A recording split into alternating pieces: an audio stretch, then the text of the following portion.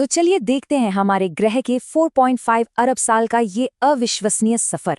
ये एक ऐसा सफर है जिसकी शुरुआत हुई थी जबरदस्त उथल-पुथल और कुछ कमाल के बदलावों से। धरती से भी पहले एक छोटे से पॉइंट में हुए धमाके से पूरा यूनिवर्स बना था। शुरुआत में अपनी धरती बिल्कुल एक आग का गोला थी, मतलब चारों तरफ बस पिघला हुआ लावा। ऊपर से लगातार उल्कापिंडों की बारिश हो रही थी, जिससे ज्वालामुखी और भी भड़क उठे।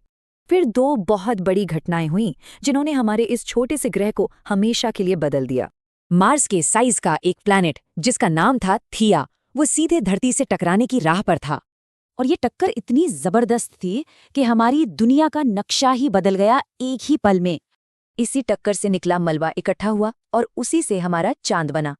उधर लाखों साल तक एस्ट्रॉइड्स और ज्वालामुखियों की वजह से बारिश होती रही, जिससे महासागर बने। अब जब महासागर बन चुके थे तो समझो जिंदगी की शुरुआत के लिए स्टेज सेट हो चुका था। तो जिंदगी की पहली कोशिकाएं कैसे बनी, इसको लेकर साइंटिस्ट के पास दो मेन थियरीज हैं। क्या इसकी शुरुआत समुद्र की गहराई में हुई या फिर ये किसी और ग्रह से आया था?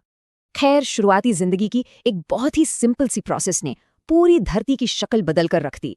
ये प्रोसेस थी फोटोसिंथेसिस, जिसने हमारे वायुमंडल में एक नई गैस ऑक्सीजन को भरना शुरू किया। और लाखों सालों में ऑक्सीजन का लेवल इतना बढ़ गया कि कॉम्प्लेक्स लाइफ का पनपना मुमकिन हो पाया। ऑक्सीजन से भरी इस दुनिया में जिंदगी का जैसे विस्फोट हुआ और विशालकाय जीव पैदा होने लगे। और फिर आया डायनासोर का युग। 15 करोड़ साल से भी ज्यादा इन्होंने धरती और आसमान पर राज किया। लेकिन फिर करीब 6.6 करोड़ साल पहले गहरे स्पेस से एक बहुत बड़ा खतरा धरती की तरफ आया। ये एक विशाल एस्टेरॉयड था जो धरती के इतिहास की सबसे तेज रफ्तार से आ रहा था। और इसने आज के मेक्सिको के पास समुद्र में टकराकर पूरी दुनिया में एक महातबाही ला दी। तो पॉइंट ये है कि सिर्फ इस एक घटना ने सब कुछ तबाह कर दिया था।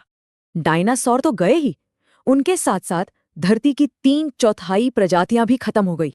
पर इसी महाविनाश ने एक नई तरह के जानवरों के लिए दरवाजे खोल दिए।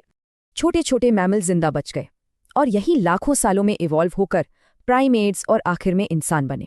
हम वो पहली स्पीशीज हैं जो इस लंबे इतिहास को जानती है। और इसका भविष्य क्या होगा?